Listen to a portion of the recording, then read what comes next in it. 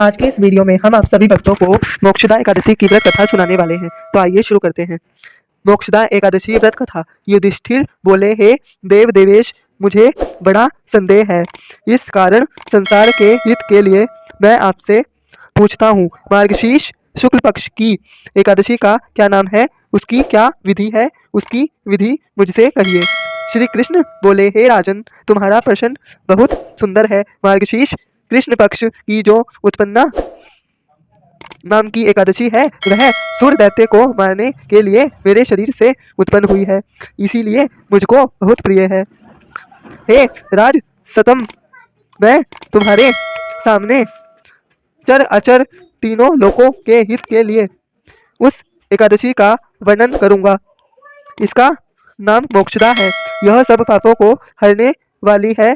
इसमें दामोदर भगवान की अच्छी तरह पूजा करें, तुलसी की मंजरी और धूप दीप से अच्छी तरह भगवान की आराधना करें।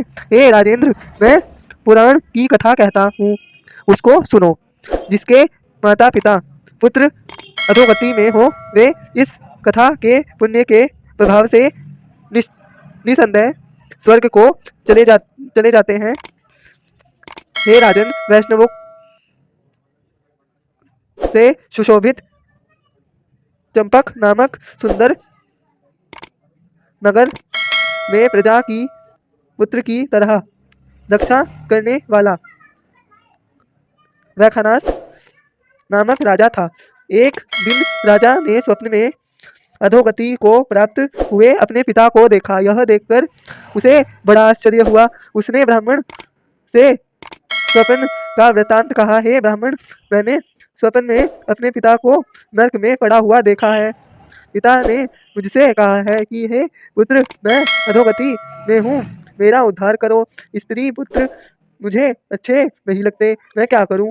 हे ब्राह्मणों, जिसके द्वारा मेरे पूर्वजों को मोक्ष हो जाए, ऐसा दान व्रत तप योग कुछ बतलाइए। जिसका पिता नरक में है, उस बलवान पुत्र के जीवन से क्या लाभ, उस पुत्र का जन्म वृथा है। ब्राह्मण बोले, हे नप, पर्वत यहाँ पर्वत मुनि का आश्रम पास में है, उनके पास आप जाइए। वे भूत भविष्य वर्तमान सबको जानते हैं।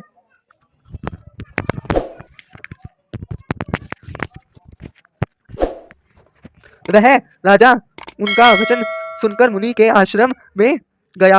वह आश्रम शांत प्राकृतिक के ब्राह्मण प्रजा और मुनीश्वरों से सुशोभित था। राजा ने वहां जाकर पृथ्वी पर साष्टांग प्रणाम किया। मुनि ने राज्य के सातों अंगों की कुशल पूछी और कहा कि तुम्हारा राजा निष्कष्ट तो है। राजा बोला, हे विप्र, आपकी कृपा से सब कुशल होने पर भी कुछ विघ्न उपस्थित हो गया है। हे ब्राह्मण, मुझे कुछ संदेह है। मुझे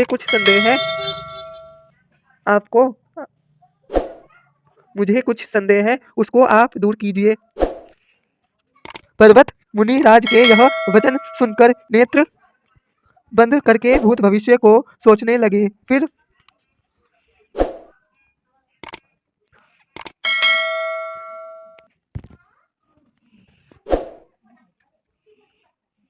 राजा से बोले, हे राजेंद्र,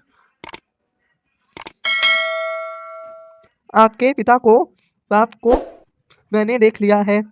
पूर्व जन्म में पत्नी के द्वेष से तुम्हारे पिता ने काम के वशीभूत होकर एक स्त्री को रात्रि दी और दूसरी स्त्री के आग्रह करने पर भी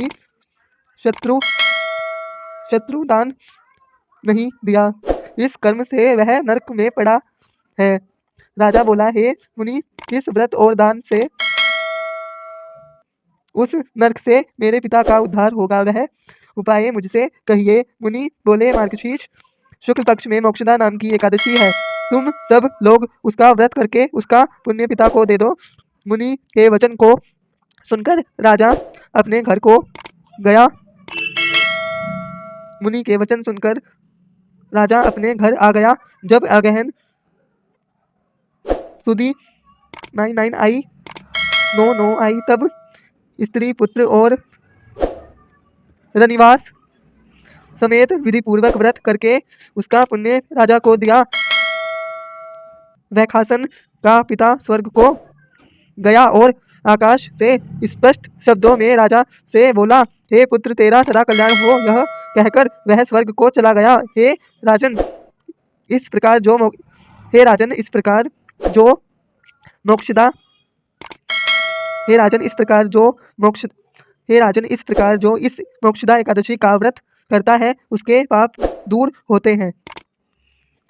फलाहार, इस दिन तुलसी की मंजली व धूपादि से दामोदर भगवान की पूजा की जाती है। इस दिन बिल्वपत्र का सागर लेना चाहिए। बोलिए मोक्षदा एकादशी की जय।